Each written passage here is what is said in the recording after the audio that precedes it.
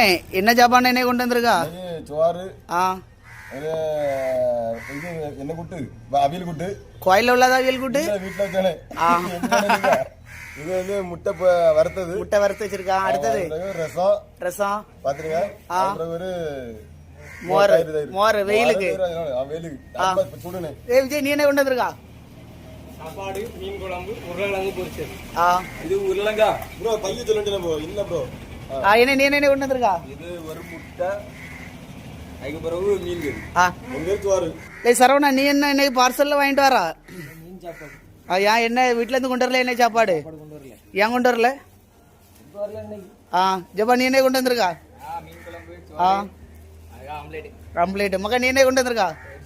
தயிர் சாதம். கஞ்சி வெயிலுக்கா? வெயிலுக்கு ஜம்முனி இருக்குமே. அது கூட என்ன கூட்டுக்கெண்ணெய் எல்லாம் கொண்டு வந்திருக்கா? உள்ளி. சரி ஓகே.